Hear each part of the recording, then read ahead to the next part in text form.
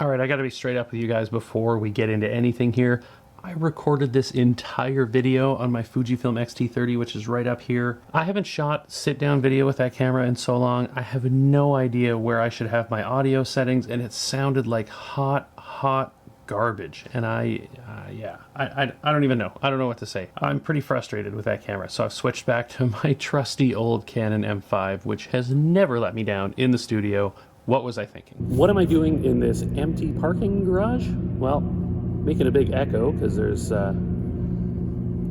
nobody else here. One other car here.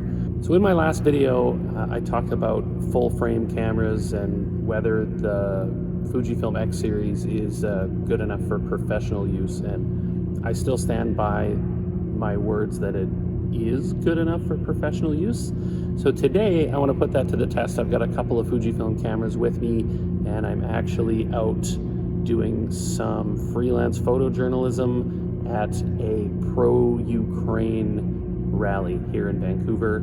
I don't want to get too political, but Vladimir Putin can eat my So anyways, we're gonna go take some photos at this pro-Ukraine rally. I'm not going to tell you what cameras I brought. I'm not going to tell you what lenses I brought. And I'm going to post a bunch of pictures, and then at the end I'm going to come back after I've edited them and uploaded them and whatever, and I'll be in the studio and we'll talk about the results, and I will tell you which Fujifilm cameras I used to photograph this rally.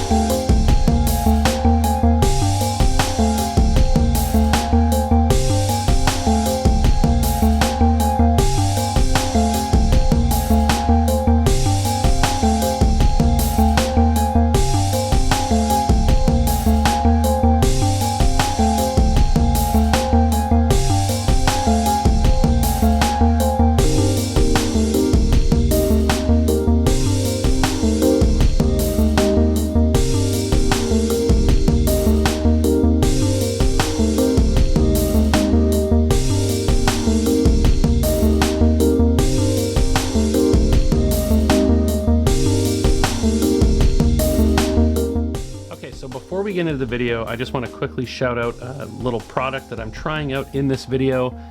This guy right here, this is the Falconize F7 Mini. It's around 75 US dollars. It's all metal construction. It's got a 1/4-20 tripod mount as well as magnets on the back so you can stick it to stuff. It does 2500K to 9000K color temperature, as well as full RGB and a bunch of creative scene modes. It's got an Android app and an iPhone app so you can control it from your smartphone. It's got an integrated battery so you can charge it on the go, and it's pretty good. So I'm gonna leave a link in the description below if you wanna check it out. Thanks to Falconize for sending me this F7 Mini. Maybe you know, maybe you don't. My last video, I had a look at the Sony A74. I will also leave a link to that video. I'll leave a card at the end of the video. You can check that out if you want. It's a full frame 33 megapixel mirrorless camera from Sony, and is it entry level, prosumer? I don't really know where it kind of falls in their lineup, but it's a pretty versatile camera. I love the dynamic range of the full frame files. The 33 megapixels is a great megapixel number. It's really very, very versatile. It gives you a lot of room to crop and level and do what you want and still end up with a pretty beefy image, and the files are very robust and stand up to a lot of editing. So yeah, it was a great camera. It got me thinking about using smaller sensored cameras for professional work. I shoot primarily Fujifilm for photos. I don't own a full frame mirrorless digital camera or DSLR. My DSLRs are all APS-C sized. And up until the A74, I've sort of never seen the need to go above and beyond that. And the A74 really got me thinking about the benefits of a full frame higher resolution sensor. But do you need those things to do professional work with your camera, either photo or video? I would argue no, you don't. The truth is an APS-C sized sensor or even a Micro Four Thirds sensor is plenty good enough for professional photo and video work. Anything from Panasonic to Olympus, or whatever Olympus is called these days, through to Pentax, Canon, Nikon, Sony, Fuji, whoever. Like any APS-C or Micro Four Thirds camera is plenty good enough for professional work. Honestly, 12 megapixels and above is very suitable for making money with your camera. So as a documentary / editorial photographer, I do a lot of freelance stuff, and I find myself at rallies, protests, marches, that sort of thing. It's the kind of work that I really enjoy, and my current gear has never let me down. I've never seen the need to upgrade the stuff that I use for photography in that specific scenario. Weddings, corporate gigs, food photography, product photography, all that kind of stuff. Any Micro Four Thirds or APS-C camera is plenty capable of doing any of those things professionally. Is full frame better? A little, sure, but you can get professional results with any of those cameras. And you don't really need that huge megapixel count. So what cameras did I use when I was photographing the recent rally for Ukraine down at the Vancouver Art Gallery?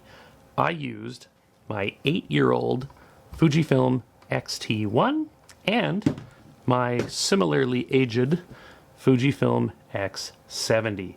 Now, the beautiful thing about these two cameras, I had the 35 f1.4, the XF, one of the original Fuji lenses on the XT1. The beautiful thing about these two cameras, they utilize the exact same 16 megapixel X-Trans sensor and the exact same internals on both of these cameras. The processor, it's all identical. So when I edit the files out of either of these cameras, I get the same results. So this thing with its fixed 17 millimeter f2.8 lens gives a roughly equivalent field of view that your smartphone's main camera would give, but that larger APS-C sensor and the f2.8 lens, it's just a much more versatile file to work with if you're going to be publishing any of the images. And this 35 f1.4 combined with the 16 megapixel X-Trans sensor gives you that beautiful blurred out background. 35 is roughly a 50 millimeter equivalent on APS-C, so it would be a full frame 51.8 roughly would give you equivalent results to this setup. So the autofocus on both of these cameras is still very fast and very accurate, especially in single shot. Continuous AF, it's not as good as newer cameras, but I don't shoot high speed bursts in this type of photography. If you need that, there are other options out there that will focus quicker and give you higher buffers and all that stuff. But for me, it's single shots, single point autofocus. Sometimes I turn face detect on. They both work, but the single point just slightly off center upwards usually works out perfect for me in with both these cameras in a protest / rally setting. So obviously you're pretty limited crop wise, given the fact that they're both 16 megapixels, but I can tell you that you can sell images that are surprisingly smaller than 16 megapixels for print and for online. I mean, I've sold stuff that's as small as 8 megapixels before, once I've cropped in and got everything the way I want. So is more megapixels better? Yeah, absolutely. It gives you a lot more flexibility. And with 16, you sort of have to be a little more picky about what you're getting in your shot and your framing and that stuff, because it's going to be harder to fix later, but it's definitely doable. Now, I know I talk about the X70 a lot, and I probably talk about it a little too much, but it's just so good to have essentially an XT1 with a fixed 17 millimeter f2.8 lens that fits in your pocket, has a flip screen, It's just, yeah, it's such a great little camera, and I harp on Fujifilm for not making a real replacement for this camera, an X80 or an X90 or whatever we'd be on by now. I really think that they dropped the ball going to the XF10, which a lot of you love, and that's fine. It just is lacking some of the finesse of this camera. There's just things about this camera that that camera doesn't have that it needs to be good. And that sort of brings me to another thing that I mentioned in my last video about Fujifilm and the direction that they've headed these last couple of years. Am I happy with it?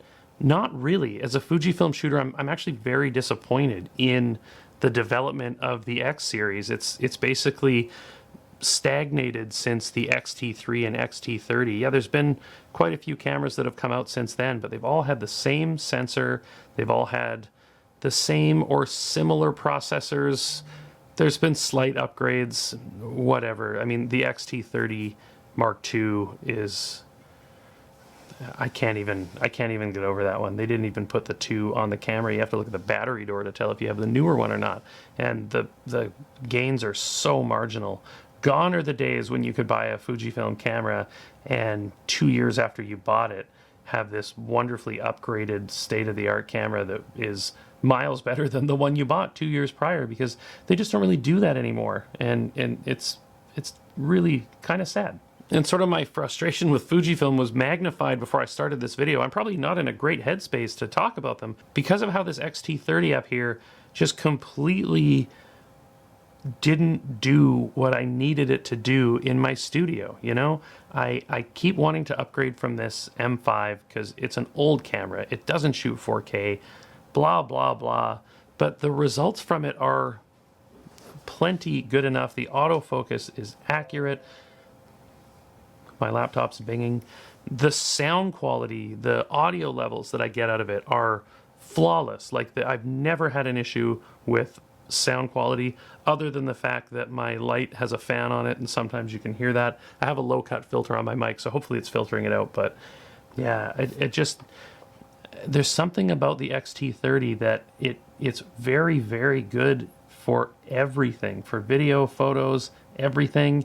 But when it comes to sitting down in something like this that should be a cakewalk for a camera like that, it struggles so bad, and I don't understand why. Anyways, that's about it, guys. So if you want to do professional work and you are looking for a camera, don't think you have to go and spend thousands and thousands of dollars on the latest full frame mirrorless digital camera, because there are so many older cameras out there. If you do a little research, you can find a setup that's really inexpensive that will do great photo and video work. For example, this Canon M5, 24 megapixel APS-C sensor, doesn't do 4K, but man, the 1080 is crispy as all get out, and the photos are great. It's got a lot of dynamic range. Something like this XT1 and this X70 make a great combo for somebody who wants a really light run and gun setup for documentary or editorial style photography, for street photography. These cameras will do fantastic work. And don't worry too much about megapixels, because the images that you end up selling once they're processed and cropped and edited aren't going to be the full resolution that you originally captured them in anyways. So yeah. Anyways, guys, that's going to be it for this video. Leave a comment down below. Let me know what you guys are currently shooting with. I kind of want to know. I think a lot of my viewers do shoot Fujifilm, and that's fantastic. But there is a lot of other stuff out there. So just, you know, as Fujifilm sort of goes down this path of minimal upgrades and stagnant product cycles, just remember that it's probably not worth upgrading your gear as often as they push out new products, or any camera manufacturer pushes out new products, because the gains that you're going to get from it are going to be very marginal. Don't forget to like this video if you want to see more content like it. You can also subscribe. I really appreciate every single one of you who has, and I hope to see you all again very soon. See ya.